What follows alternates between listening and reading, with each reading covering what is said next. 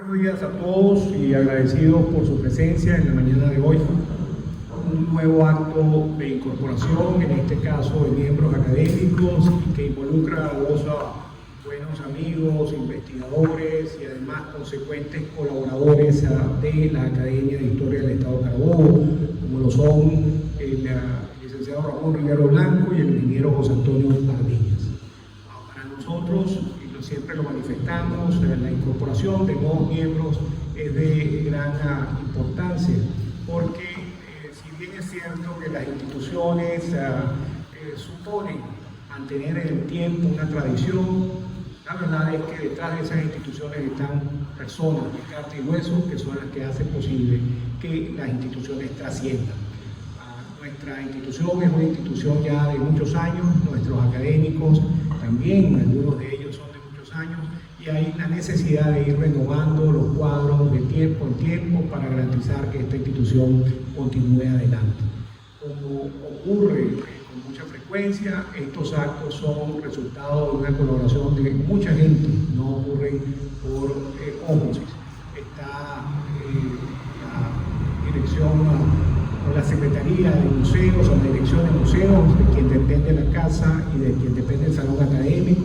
Está desde luego el esfuerzo de todos los académicos que colocan su granito de arena para que esto se pueda hacer, no solamente los mismos recipiendarios, sino también todos los que de una u otra manera colaboran con el sonido, con el protocolo, incluso gente que no son académicos, pero que al menos lo son de manera sentimental, como algunas de las señoritas que siempre nos acompañan y están allí al pie del cañón para colaborar con nosotros, y también la presidenta del presidente, que también siempre nos acompaña para llenar los huecos que se presentan en todo el protocolo. Así que, sin mayores preámbulos, porque también hoy como que promete ser una mañana calurosa, bienvenidos nuevamente, y yo creo que seguimos entonces adelante con el programa.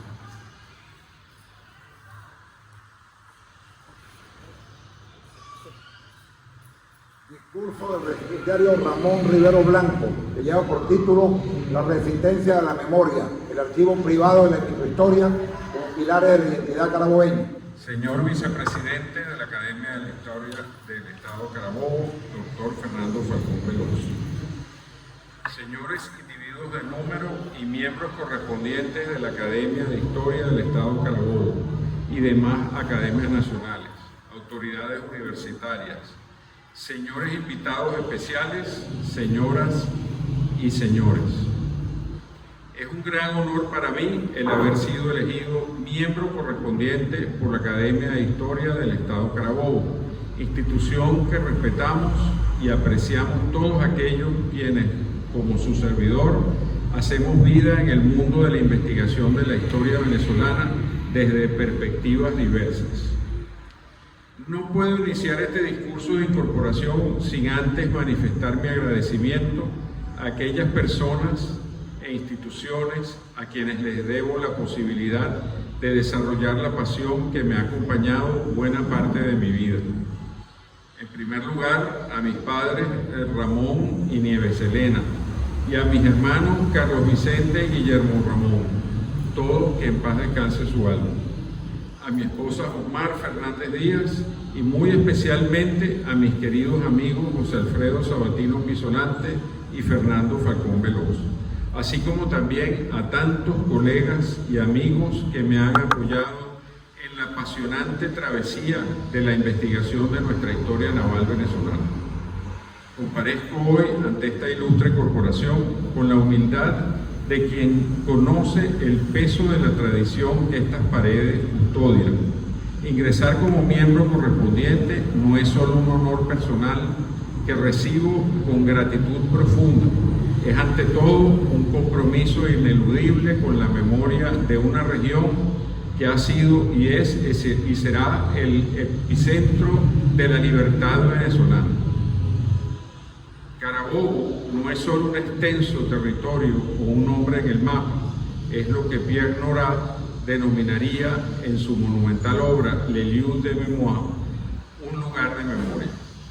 Carabobo es un pergamino donde cada generación ha escrito su propia búsqueda de identidad, borrando y sobreescribiendo sobre las huellas de quienes nos precedieron en un esfuerzo por no ser devorados por el olvido histórico. Mi familia ha tenido una íntima relación con Puerto Cabello desde 1887, año en que mi abuelo paterno, el capitán de corbeta Ramón Díaz Flores, ingresó en la Armada Nacional como tripulación del Vapor Nacional Libertador, hasta 1926, año en que falleció siendo comandante del cañonero Maracay. En 1923, a los 14 años, mi padre ingresó en la misma institución, como aprendiz de máquinas del mismo barco. Sería también tripulación del cañonero Miranda, del crucero Mariscal Sucre, del yate presidencial El Leandro, el cañonero General Urdaneta y el crucero General Salón. Durante ese periodo, la familia vivió entre La Guaira y Puerto Cabello, hasta que en enero de 1946, a raíz de la Revolución de Octubre, se estableció definitivamente en este último. Puerto Cabello, hermoso y memorable lugar, era el epicentro de la Armada Nacional. Allí mi padre fue nombrado jefe de talleres del Arsenal Naval, denominación del astillero en aquellos años, en la isla del Castillo Libertador. Luego fue promovido superintendente en 1951 del para entonces Instituto Autónomo Diques Astilleros Nacionales y ADAN, y finalmente a director gerente en 1956 en su nueva sede del Valle de Santa Lucía, en la cual le correspondió supervisar la construcción del dique seco y la infraestructura del astillero, hasta que en 1961 fue nombrado presidente del Instituto Nacional de Canalizaciones. Asumí la honrosa responsabilidad de preservar los documentos, recuerdos y fotografías de mi familia, especialmente los de mi padre. En mi deseo de comprender mejor su vida, me sumergí en el estudio de su carrera naval y de la historia de la Armada Nacional como su contexto. Ese camino me llevó de igual forma a reconstruir la memoria del astillero de Puerto Cabello y de la Armada, apoyándome tanto en archivos familiares como en otras fuentes y colecciones oficiales y privadas. Con el tiempo, esta labor, que comenzó como una búsqueda muy personal, terminó convirtiéndose en una aventura apasionante, tomando forma pública en el grupo de Facebook Historia Náutica de Venezuela, que fundé en 2011 y que hoy reúne una comunidad de más de 12.000 seguidores.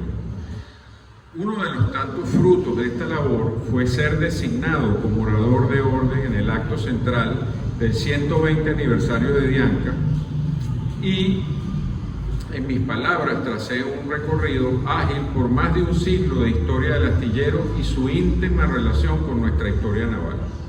También tuve el privilegio de colaborar en la formulación del proyecto para la Oficina de Coordinación de Acervo Histórico de Dianca en representación y por delegación de esta academia. Un paso importante para resguardar y organizar la memoria de la institución. Todo esto reafirma los profundos lazos familiares, afectivos e históricos que me unen con esta región libertaria de Venezuela. La historia, esa disciplina que a menudo el profano imagina como un bloque de mármol inmutable, es en realidad un organismo vivo que respira a través de sus fuentes. Como bien señaló Marc Bloch en su póstumo Antología para la Historia o el Oficio de Historiador, este último, un artesano del tiempo, es un artesano del tiempo. Bloch nos enseñó que el pasado es, por definición, un dato que no se puede modificar, pero el conocimiento del pasado es una cosa en progreso que se transforma y se perfecciona sin cesar. Mi presencia hoy aquí no busca solo celebrar lo que ya sabemos, sino proponer una reflexión sobre las venas por donde corre la sangre de ese pasado, los archivos privados y las colecciones familiares. A menudo, la historia oficial, aquella que se enseña en los manuales escolares y se celebra en las fechas magnas, se construye exclusivamente sobre los grandes archivos nacionales y estatales. Es la historia de bronce, necesaria para la cohesión del Estado, pero frecuentemente distante del latido cotidiano del ciudadano. Sin embargo, al analizar esta estructura desde la perspectiva de Michel Foucault, en la arqueología del saber, comprendemos que el archivo no es simplemente un receptáculo de papeles viejos, es un sistema de discursividad. El archivo institucional establece lo que puede ser dicho y por omisión lo que debe ser silenciado. Frente a esta hegemonía del documento oficial, mi reflexión de hoy se dirige a esos héroes anónimos y a menudo incomprendidos, los coleccionistas privados y los custodios de archivos familiares. En Carabobo, la historia regional, esa microhistoria que nos define en lo particular, corre el riesgo de evaporarse si dependemos únicamente de lo que el Estado decide preservar. Es aquí donde la obra de Carlo Ginzburg, El queso y los gusanos, cobra una relevancia profética para nosotros. Ginzburg nos demostró que la cosmogonía de un simple molinero del siglo XVI puede ser tan reveladora para entender una época como los edictos de un papa o un rey. Al aplicar el paradigma indiciario de Ginzburg, descubrimos que en el baúl de la abuela, en la carpeta amarillenta del cronista de pueblo o en la vitrina del entusiasta de las antigüedades, reside la verdadera fibra de nuestra cotidianidad. ¿Por qué es vital la colección privada para la investigación científica de la historia en el siglo XXI? La respuesta reside en tres pilares fundamentales que integran la teoría historiográfica moderna con nuestra realidad carabobeña. En primer lugar, un documento oficial nos habla del decreto, de la ley o del nombramiento. Es la voz del poder que busca perpetuarse. Pero una carta privada nos habla del miedo, intencionalidad, del riesgo personal, de la esperanza y del costo humano de las decisiones políticas. Imaginemos la correspondencia de un soldado raso antes de la batalla de Carabobo, mientras que el parte de guerra de Bolívar nos da la visión estratégica y la magnitud del triunfo. La carta del soldado a su madre nos revela la moral de la tropa, las carencias del uniforme, el hambre y la fe. Esta pequeña historia es la que humaniza el mito.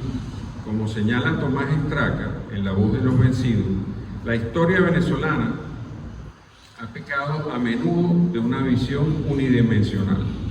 Al integrar los archivos privados, permitimos que las voces de los vencidos o de los silenciados por la épica nacional emerjan, dándole al relato histórico una polifonía necesaria para la madurez de nuestra conciencia civil. El segundo valor fundamental es el objeto como testigo, o lo que en términos técnicos denominamos memorabilia, un botón de un uniforme encontrado en la sabana, una entrada al antiguo Teatro Municipal de Valencia o un programa de las ferias de San José de 1950 son lo que Jacques Le Goff llamaría, en el orden de la memoria, un documento monumento.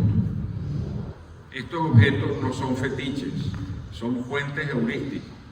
La cultura material, un abanico de encaje, una moneda resellada, un daguerrotipo familiar, nos permite reconstruir la historia de las mentalidades. Esta corriente, surgida de la Escuela de los Annales, desarrollada en Hispanoamérica por Leopoldo Sea y José Gauss, defendida por los autores como Peter Burke en su obra Cultura Popular en la Europa Moderna, busca entender no solo lo que los hombres hicieron, sino qué sentían mientras lo hacían. La memorabilia nos permite reconstruir la historia del gusto, de la estratificación social y de la vida privada en la Valencia del siglo XIX, datos que cierto tipo de historiografía suele considerar nimios. Y en tercer lugar, el archivo público tiende a la homogeneización. La colección privada, en cambio, es heterogénea y rebelde. El coleccionista privado rescata el volante político de una elección local, la receta de cocina tradicional o el recibo de una pulpería desaparecida. Para la historia económica regional y la sociología urbana, estos son datos de oro. Sin el coleccionista, estos fragmentos de realidad habrían terminado en el olvido y con ellos la posibilidad de reconstruir el tejido social de nuestras ciudades. En Carabobo, nuestra historia está indisolublemente ligada a lo privado por una razón estructural y trágica. Como bien apunta la historiografía regional, en la obra de Torcuato Manso Núñez, Historia del Estado Carabobo, las guerras civiles del 19 y las crisis del 20 desmantelaron muchas de nuestras instituciones oficiales. Incendios, saqueos y la desidia burocrática destruyeron registros parroquiales y gacetas municipales. En este escenario de precariedad institucional, fue la familia carabobeña la que asumió, casi por instinto de supervivencia, la responsabilidad de salvar los papeles de la patria. El archivo privado en Carabobo no es un lujo de la élite, es un acto de resistencia civil. Un ejemplo emblemático de esta realidad lo hallamos en una correspondencia custodiada por el Archivo Histórico de Miraflores. En esas cartas y telegramas intercambiados en 1907 entre el general Cipriano Castro y el historiador Francisco González Guinán y otros, se narra una historia que parece increíble: el rescate del acta original de nuestra independencia y del libro de actas del Congreso de 1811. Este tesoro no fue hallado en un estante oficial, sino en una casa de Valencia, bajo el resguardo de la viuda del ingeniero Carlos Navas Espínola. Este hecho no es una simple anécdota, es la prueba irrefutable de que en tiempos de guerra e inestabilidad han sido las familias venezolanas las verdaderas guardianas de nuestra memoria. Los documentos nos revelan que este libro permaneció oculto por más de 90 años, primero en Caracas, protegido por Domingo Navas Espínola, y luego en Valencia, tras ser trasladado por su sobrino Carlos. Al morir este último en 1879, su viuda conservó el legajo entre los papeles familiares, entre comillas, sin tener idea ni la más remota de lo que contenía, cierro comillas, como bien apunta en su misiva Pedro Francisco del Castillo a Castro. Paradójicamente, ese desconocimiento fue su mejor escudo, mientras los archivos públicos eran saqueados o incendiados por los conflictos bélicos. Aquel lugar ofrecía un refugio silencioso y seguro. Al leer estos documentos percibimos el asombro de una época que vio en este hallazgo un signo providencial. El propio Cipriano Castro, al responder a González Guinán el 1 de noviembre de ese año, califica al documento como el talismán sagrado de la nación. Pero más allá de la retórica de aquel tiempo, lo que destaca es una verdad profunda. El Estado reconoció que su propia institucionalidad había fallado, que la identidad nacional dependía en ese momento de la curiosidad de un historiador y de la buena voluntad de una familia. Este caso nos enseña una lección metodológica vital. La historia de Venezuela ha sobrevivido en gran medida gracias a las herencias y a las casualidades domésticas. Mientras los especialistas de finales del siglo XIX debatían sobre la autenticidad del acta sin tener el original a mano, este reposaba tranquilo en una vivienda valenciana. Hay un detalle en la carta de Luis E. Batista a Castro que humaniza este relato de forma conmovedora. Menciona que la viuda carecía de agua potable en su casa, a pesar de que su difunto esposo había construido el acueducto de la ciudad. En esa modestia, entre esas carencias, se custodiaba el tesoro más grande del país. Debemos entender que nuestra acta de independencia es el símbolo de un fenómeno mayor. Las familias, los albaceas y los bibliófilos aficionados han sido garantes de nuestra historia cuando las instituciones desaparecían. Reconocer esta labor no es solo un acto de justicia hacia esos custodios anónimos, es una lección urgente para el presente. Debemos proteger y valorar las colecciones privadas, porque en el desván de cualquier familia venezolana podría estar esperando todavía la próxima página perdida de nuestra libertad. Es un fenómeno dolorosamente común cuando el coleccionista fallece. Sus herederos, a menudo desconectados del valor histórico, ven solo papeles viejos. Como nuevos miembros de esta academia, nuestra labor no es solo escribir monografías o libros, sino fomentar una cultura de la donación y de la catalogación.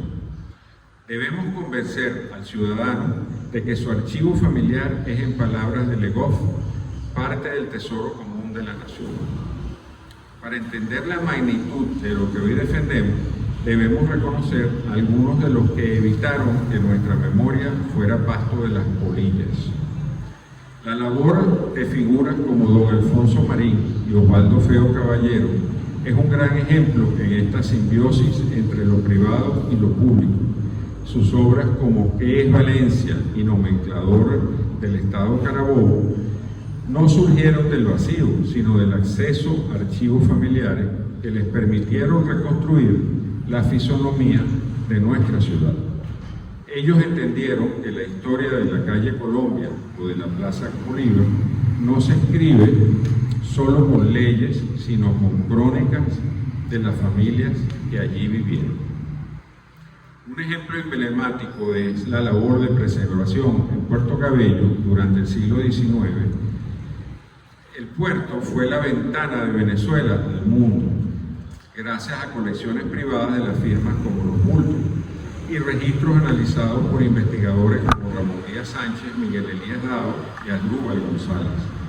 Hoy podemos entender el flujo del café y el cacao y los aportes de los vascos al desarrollo y crecimiento de ese puerto. Estos papeles privados nos revelan la red de crédito y la vida cotidiana de los extranjeros que hicieron de Carabobo su hogar. Sin esos papeles, la historia económica de nuestro Estado sería un libro con las páginas arrancadas, o los aportes que ha hecho José Alfredo Sabatino Pisolante en sus libros sobre el desarrollo musical porteño, el Puerto Cabello, la música en el tiempo, la evolución de las casas de comercio y la fundación de la Cámara de Comercio de Puerto Cabello, historia y presencia de una cámara centenaria, y sus numerosos ensayos breves agrupados bajo el título de Visiones del Viejo Puerto, de los que ya alcanzan 4 volúmenes. El rescate del patrimonio fotográfico de Valencia representa quizás el triunfo más reciente de la memoria privada sobre el olvido. Esta labor, impulsada por la iniciativa de jóvenes investigadores y apasionados de nuestra historia, ha logrado darle una fisonomía tangible a la ciudad del pasado. El proceso se ha nutrido esencialmente de álbumes familiares, imágenes de la construcción del Capitolio o de las antiguas quintas del Viñedo, que no reposaban en archivos oficiales, sino en las cajas de zapatos de los abuelos valencianos. Es precisamente esta transición de lo privado a lo público lo que permite que una vivencia familiar trascienda y se convierta en un ícono de nuestra identidad colectiva. Otro ejemplo de colección privada carabobeña y porteña trasciende el simple acopio de objetos para convertirse en un ejercicio de historiografía visual y rescate patrimonial.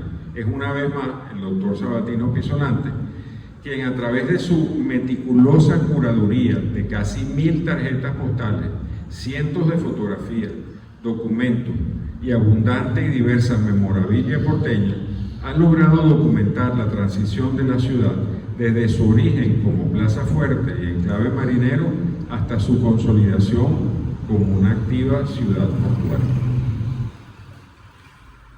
El aporte fundamental de esta actividad radica en la democratización del acceso a la historia. Al digitalizar y publicar estas estampas, muchas de ellas inéditas y poco conocidas, permite que el ciudadano común se convierta en testigo presencial, valga la redundancia, de un pasado ya lejano. Sus muchas piezas postales fotográficas que incluyen trabajos de fotógrafos icónicos como Enrique Abril y Santiago Gil García, entre otros, no solo tienen un valor estético en sepia o blanco y negro, sino que funcionan como representaciones arquetípicas de la identidad local. No traigo hoy solo palabras, traigo una muestra de que el testimonio físico de la lealtad y riesgo. Hoy, en este recinto, hago de conocimiento público un hallazgo, en mi opinión, de valor para la historiografía nacional y especialmente la carabobeña, gracias a la generosa donación del capitán de fragata Ramón Guerrero Ramírez. He recibido en mi colección para su conservación y estudio el archivo de su tío, el contraalmirante Luis Ramírez Aranda, quien fuera el custodio de los documentos de la conspiración de los oficiales de la Armada conjurados para el golpe del 18 de octubre de 1945. Y entre ellos 21 juramentos de los mencionados marinos adictos a la Unión Militar Patriótica, UMP, participantes en dicho movimiento. Según las fuentes más importantes sobre el tema, como Ana Mercedes Pérez en su artículo de El Universal del 30 de octubre de 1945, los conjurados de la Armada ascendían a 23. Pastor Naranjo, uno de ellos, en su artículo Testimonio en el diario El Mundo del 21, 25 y el 29 de octubre de 1985 a 22.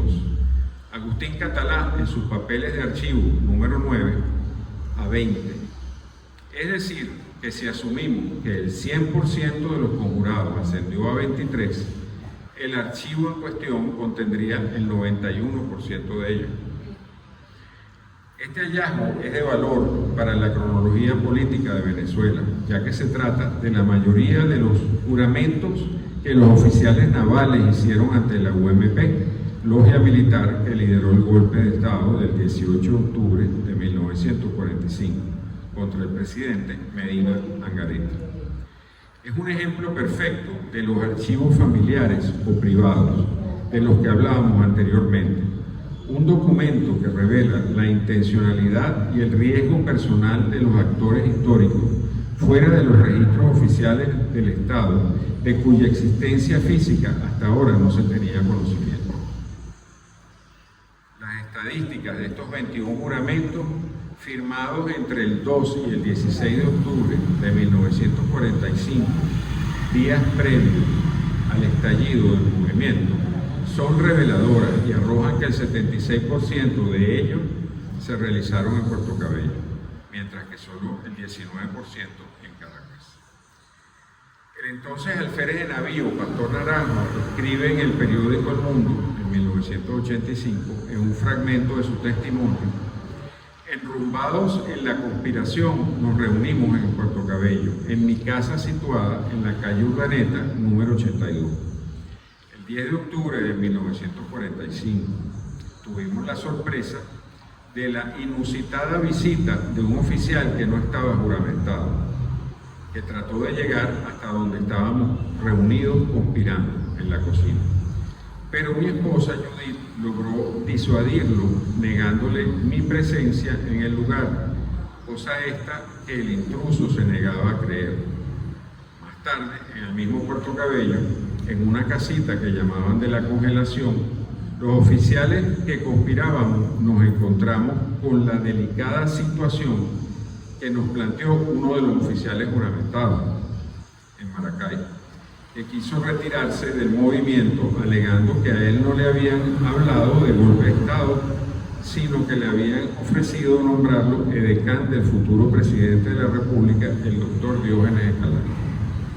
Nuestra actitud fue de enérgico rechazo a tan increíble planteamiento. Otra información información de relevancia para el investigador de la historia militar es que cruzar la lista de los conjurados con las listas de ascenso en los gobiernos de Acción Democrática, componente civil del golpe, encontramos que el 48% de los juramentados llegaron a los grados de almirante en esos años, correlación que deberá ser investigada con mayor profundidad debido al curioso alto porcentaje para la época de los ascensos. Los juramentos desconocidos. Tras el éxito del movimiento, encontramos también que el archivo Ramírez Aranda resguarda 19 juramentos adicionales y posteriores a los ya mencionados, que fueron firmados entre el 22 y 25 de noviembre de 1945. El 95% de estos fueron suscritos nuevamente en Puerto Cabello. De estos documentos, hasta donde sabemos, no existe registro alguno en la historiografía conocida. A diferencia de los anteriores, estos fueron firmados en Puerto Cabello poco más de un mes después del golpe, lo que demuestra la existencia de una fase de consolidación y compromiso posrevolucionario dentro de las filas de la Armada. Estos documentos son otra pieza fundamental del rompecabezas histórico de la Revolución de Octubre. Hasta el momento se conocía de los juramentos de la UMP por los autores ya mencionados, como la periodista Ana Mercedes Pérez, que entrevistó a algunos de los protagonistas, el contraalmirante Pastor Naranjo, que publicó listas en El Mundo a mediados de los 80, o las publicaciones de Catalá, que recopiló nombres de la prensa del momento, y algunos otros autores, todas incompletas y contradictorias, pero no se dispuso como ahora de estas pruebas documentales. La preeminencia de Puerto Cabello en estos documentos no es accidental. Este puerto no es solo una enclave comercial, es el corazón logístico, estratégico e histórico de la operatividad de nuestra Armada Nacional. Su geografía privilegiada fue el escenario donde se consolidó la independencia nacional en 1823. Históricamente, quien controla Puerto Cabello controla el acceso al centro de Venezuela. Durante los siglos XIX y XX, la Armada utilizó este puerto para proteger nuestra soberanía frente a amenazas internas y externas. Los juramentos del archivo de Ramírez Aranda confirman que el 18 de octubre de 1945 tuvo en los muelles carabobeños, en una medida importante, uno de sus motores vitales y de sus garantías de éxito. El coleccionismo privado enfrenta hoy una encrucijada porque ya no basta con poseerlo, es imperativo tratar el objeto con rigor científico. El siglo XXI nos ofrece la democratización del acceso. Una colección privada puede seguir siendo propiedad de una familia, pero su contenido debe ser patrimonio de la humanidad a través de la digitalización. Invito a los coleccionistas a no ser carceleros de la historia, sino sus difusores. Como dignos ejemplos tenemos a la Academia de Historia del Estado Carabobo, la Biblioteca Digital Banesco, Red de Historia de Venezuela, universidades como la Católica, la Biblioteca Virtual Capitán de Navío Ramón Rivero Núñez, Fundación Hermano Nectario María para la Investigación Histórico-Geográfica de Venezuela y muchas otras. Al acercarnos a una colección privada debemos hacerlo con un respeto casi religioso. Siguiendo la ética de Mark Bloch, no estamos manipulando papel, estamos entrando en la esfera íntima de quienes nos precedieron. La ética nos obliga a proteger la integridad física del documento y a devolver a la comunidad el conocimiento extraído. Es nuestra misión garantizar que la Academia de Historia del Estado Carabobo sea un faro de confianza. Debemos trabajar para que las familias vean en instituciones como la nuestra un puerto seguro para sus legados, superando el miedo al descuido estatal.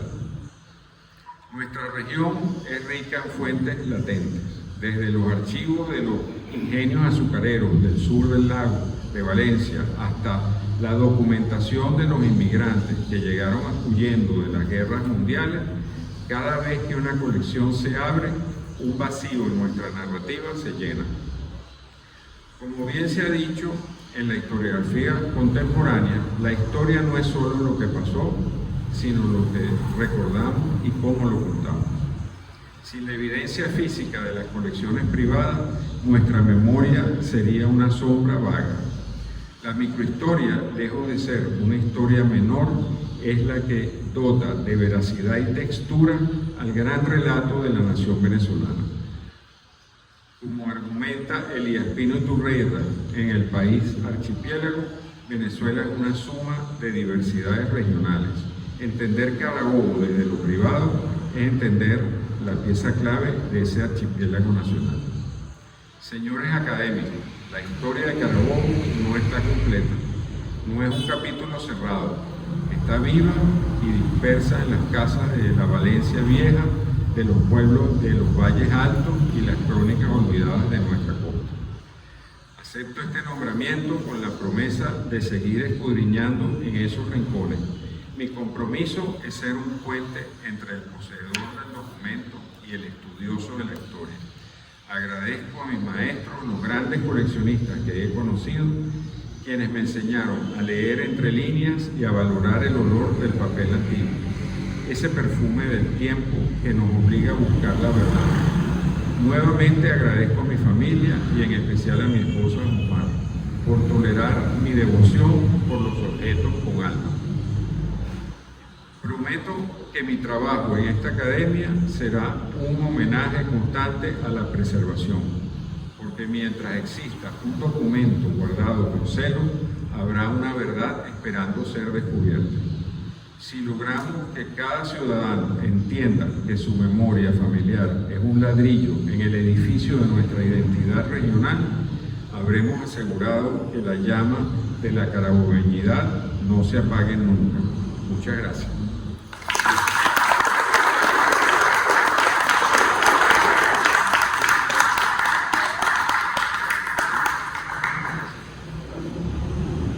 Contestación al discurso por parte del doctor José Alfredo Sabatino Pisolante, presidente de esta academia.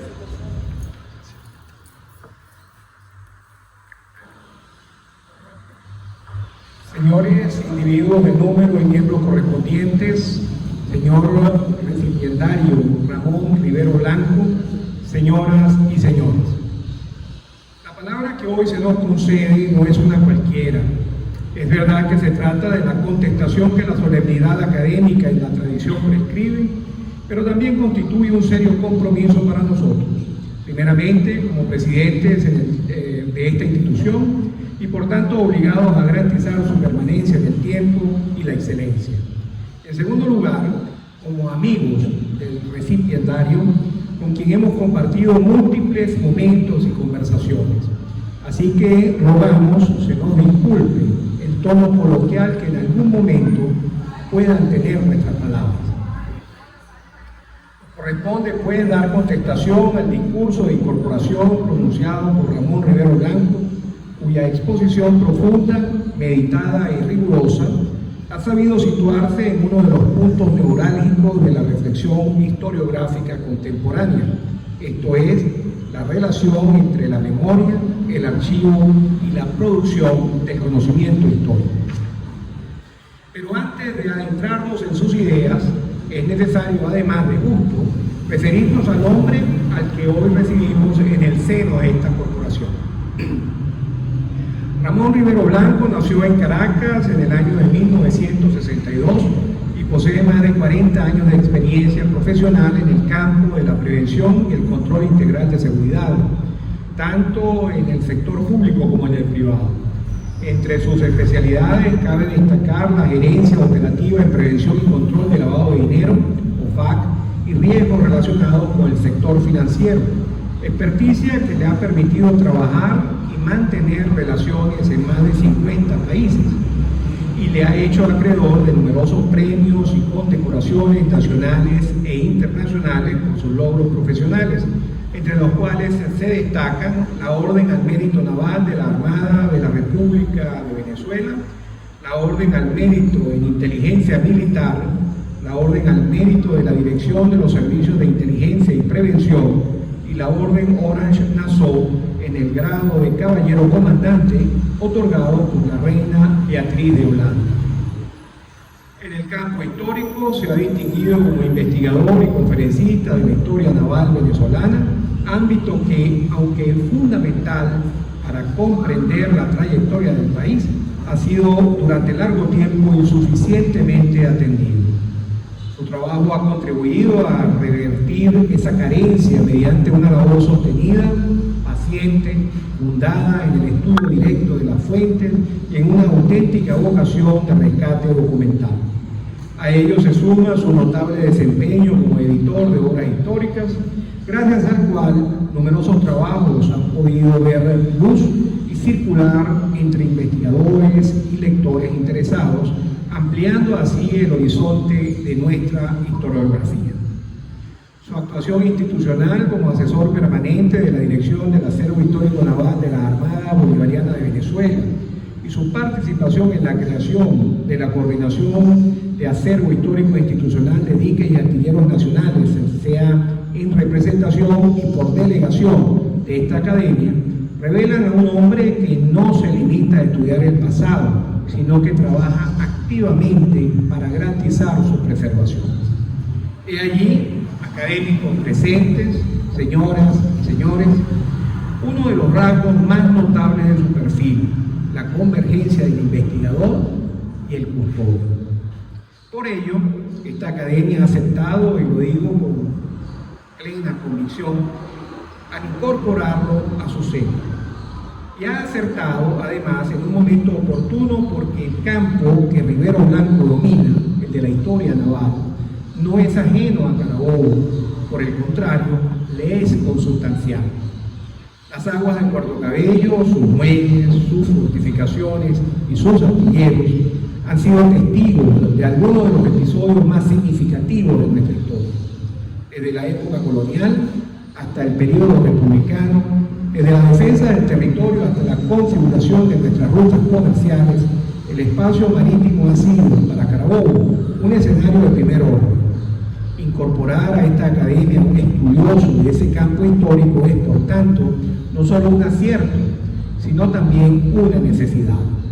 Un estudioso que además está ligado a tierra porteña desde antaño a través de su abuelo, el capitán de corbeta Ramón Díaz Flores, y su padre, el capitán de navío Ramón Rivero Núñez, ambos de destacadas carreras y ejecutorias en la ciudad marinera. Señor recipiendario, o debería llamarte fraternalmente y en honor a la amistad, simplemente Ramón. Permíteme ahora introducir un elemento que, sin quebrantar la solemnidad de este acto, resulta imposible omitir. Nuestra relación no nace hoy, se ha tejido a lo largo de los años en conversaciones, en consultas, en intercambios de documentos, objetos e ideas. Se ha forjado en ese territorio discreto donde el historiador trabaja. Nos referimos al archivo, al viejo papel, al indicio que se transforma en evidencia. Pero hay algo más. Ambos hemos compartido una inclinación, a veces desconocida por muchos, una que no siempre se declara en los textos académicos, pero que está en la base de muchos de ellos. Me refiero, Ramón, al coleccionismo. No como una acumulación de cosas, sino como rescate de ellas, no como una simple posesión, sino como una ineludible responsabilidad por conservarlas. En ese ejercicio, a veces silencioso, hemos aprendido a reconocer el valor de lo aparentemente menor, de lo que para otros luce como una nimiedad. Hemos aprendido a leer en los objetos, en las fotografías y en los documentos las huellas de un pasado que se resiste a desaparecer. De allí nació una afinidad que en el tiempo se convirtió en respeto, en admiración mutua y finalmente en una sincera amistad. Y es desde ese doble lugar, el institucional, como presidente de la academia y académico mismo, y el personal, como amigo, desde donde hoy también te doy la bienvenida. discurso, debo decirlo, no es ajeno a esa experiencia, más bien la refleja de manera patente. Tu defensa del archivo privado, del archivo familiar y de la microhistoria no es un planteamiento abstracto, sino la formulación consciente de una práctica vivida. Es precisamente en ese punto donde me permitiré compartir una reflexión nacida de años de trato con coleccionistas. Y esto porque la experiencia me ha enseñado que no todos los coleccionistas son iguales. Existe, en mi opinión, el coleccionista silencioso, aquel que reúne piezas de gran valor, pero las guarda sin compartirlas, condenándolas al anonimato y al secreto. Existe el coleccionista petulante, aquel que exhibe lo que posee, que lo ostenta, pero que tampoco lo comparte a plenitud, pues no lo pone al servicio del conocimiento. Se vanagloria de lo que tiene, pero no comprende la importancia de compartirlo. Existe el coleccionista ignorante, aquel que no sabe lo que tiene, que acumula sin comprender y que precisamente por ello resulta peligroso, pues en sus manos el patrimonio puede perderse sin siquiera haber sido conocido. Pero existe también lo que yo llamo el coleccionista ilustrado, aquel que conoce el valor de sus piezas, que investiga, que indaga, que contextualiza, que entiende que su colección no es un fin en sí mismo, sino un medio al servicio de la historia. Es aquel que se esmera en interrogar los objetos de su colección.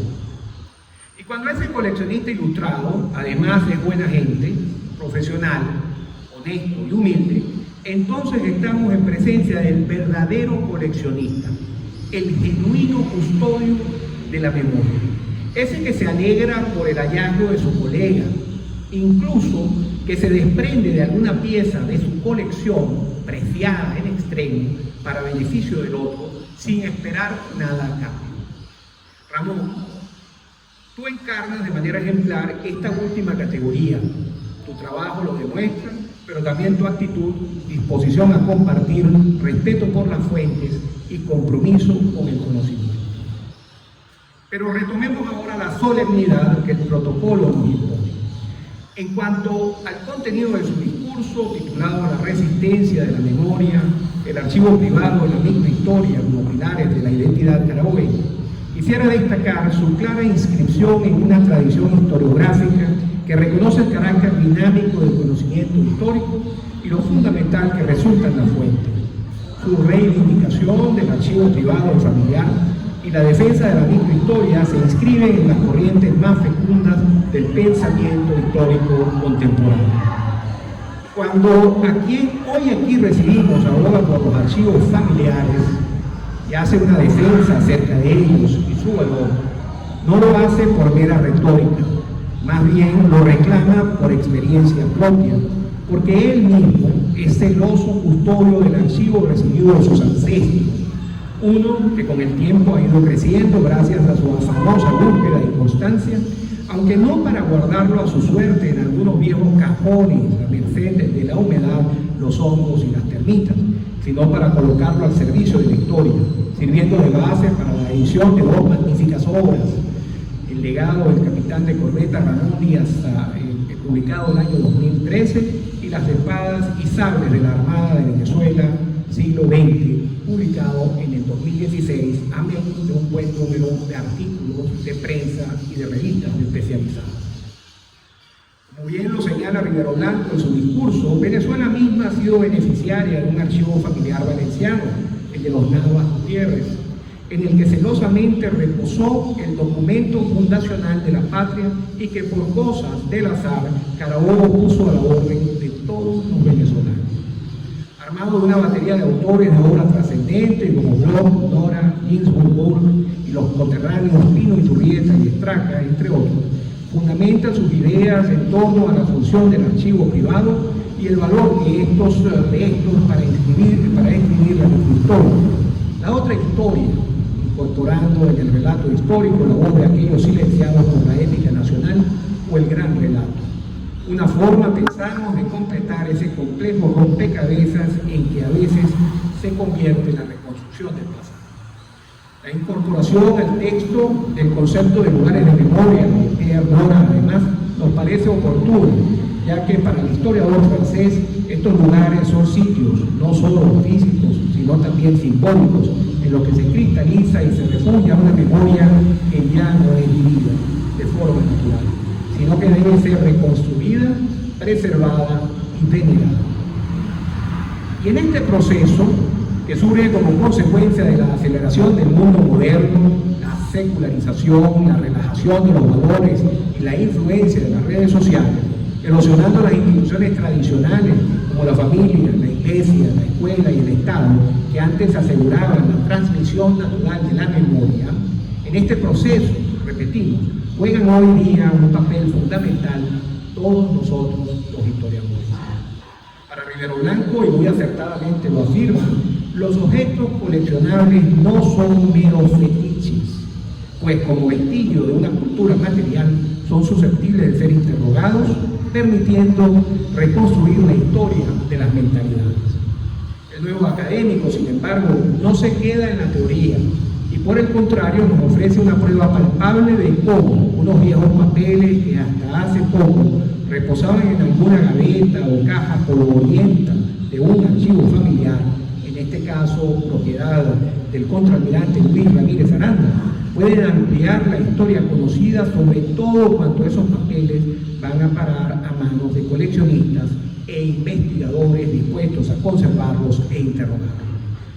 Particular relevancia tiene entonces la presentación de documentos inéditos relativos a los acontecimientos del 18 de octubre de 1945, concretamente el juramentos de la Unión Militar Patriótica. Sobre el tema de los juramentos se ha escrito en el pasado, pero de manera breve y muy parcial. Así que el aporte que nos hace nuestro nuevo académico no solo enriquece la historiografía nacional, sino que confirma una verdad indiscutible, cual es que la historia es dinámica, siempre sujeta a revisión para ampliar lo hasta hoy conocido. Por ello, su discurso no solo interpreta el pasado, sino que lo amplía. Su objetivo, finalmente, lo afirmado por Rivero Blanco sobre la transición digital del siglo XXI y la democratización del acceso a la información, cuando sostiene, cito, una colección privada puede seguir siendo propiedad de una familia, pero su contenido debe ser patrimonio de la humanidad a través de la digitalización, para luego terminar invitando a los coleccionistas a no ser carceleros de la historia, sino sus difusores. Ramón Rivero Blanco. La Academia de Historia del Estado Carabobo lo recibe hoy con la certeza de que su presencia fortalecerá nuestras labores y enriquecerá el estudio de nuestra historia, particularmente en ese ámbito, el naval, que usted ha sabido cultivar con dedicación y rigor. Permítame añadir en lo personal que celebro este momento también como colega y como amigo, consciente de que su incorporación formal a esta academia no es sino la confirmación de un camino que usted ya venía recorriendo desde hace años con disciplina, acción y compromiso, haciéndose acreedor indiscutible de este reconocimiento. En nombre de esta academia le damos la más cordial bienvenida. Queda usted desde este momento incorporado a esta Casa de la Memoria. Bienvenido.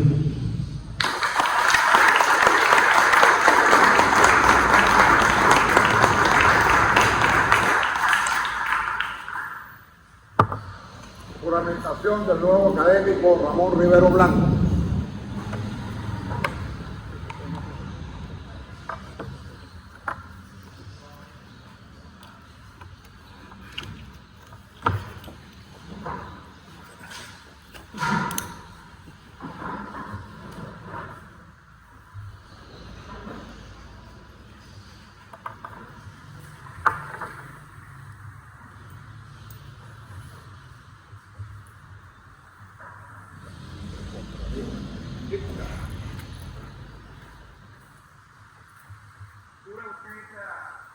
Cumplir y hacer cumplir los estatutos de la Academia de Historia del Estado Carabobo, cumplir igualmente con las obligaciones que el mismo impone.